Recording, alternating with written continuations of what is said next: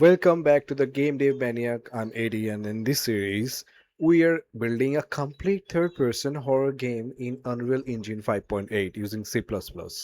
This isn't just a small demo project, it's a production style game where you will learn how professional Unreal Engine developers structure their code from day one.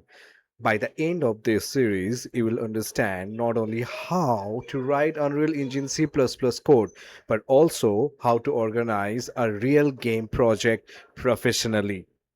Before writing a single line of the code, let me show you what we have already prepared for you.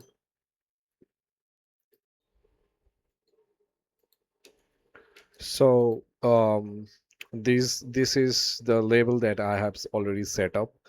So, let me first go you guys through the lighting. So, this is the entry level. So I've set up a direction light and the skylight, the atmospheric one.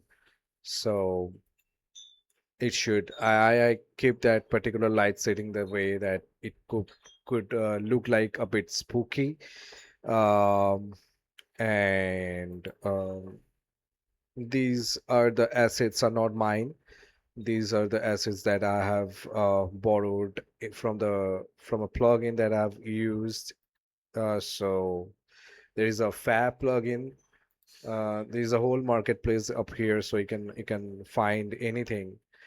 You can like find any assets, any free assets, or if you want to buy anything, that just you can buy it and add those assets to your project. I should mention their name in the video in the description of the video.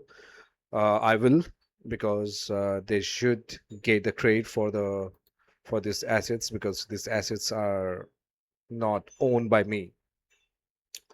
So this is the overall level. If I hit the play button, I can show you. So I've also set up ocean here.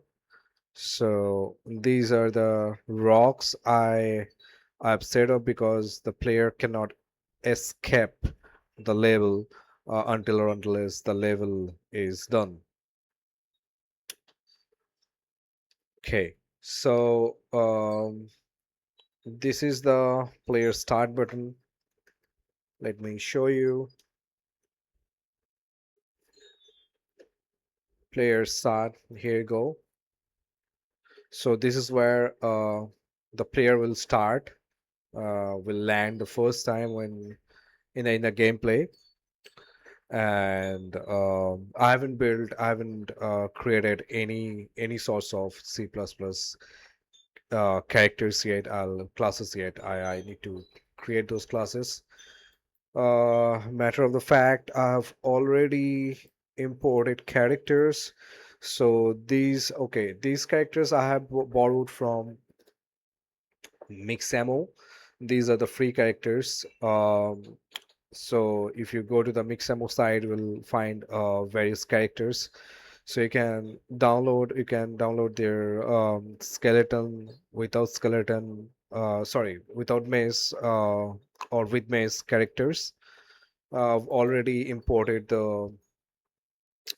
the animations as well. So this is the hero character.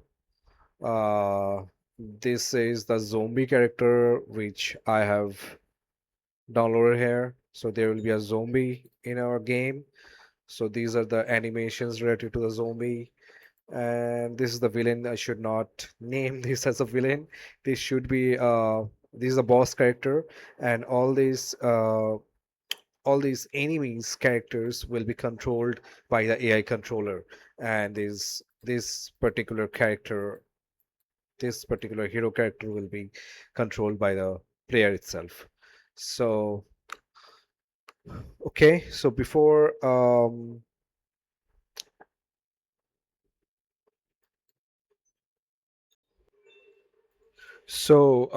project is in that state already that we can begin the gameplay programming. But today we are not going to create the gameplay yet. Instead, we are going to build the foundation of the project. A strong architecture make every future feature like AI combat, inventory, save system, boss fights, interaction much easier to build. So before going to the creating those classes, I wanted to show you some architecture that I'm following for this project here. So let me share this thing here. So here you can see I have all mapped all these classes like which we need to create for this particular project. So here's the six classes you can see, like one, two, three, four, five, six. So this is the hero character class. This is a pretty simple, straightforward. The hero character will be controlled by the player itself. So so in this particular classes, in this particular class, we'll be creating the movement, creating the different sort of vectors like attacking and other things in this hero character class. So there is another class which is called the enemy character base. So this is the parent class for the enemies, because we have two enemies, right? So one is zombie enemy, and other one is the villain, the boss character. So uh both of these characters are kind of are the enemy characters, so they should share the same primary characteristics as the enemy. So I have created this particular class for that, so we can inherit from this parent class, and we can override the functions based on the enemy character. So this is also important, because if we in the future, like, want to create some other expand the game, and want to create some other enemies in that particular project, so that can also inherit from the same enemy character based class, and it might have some other characteristics, but that can be overridden, right, in that particular child classes.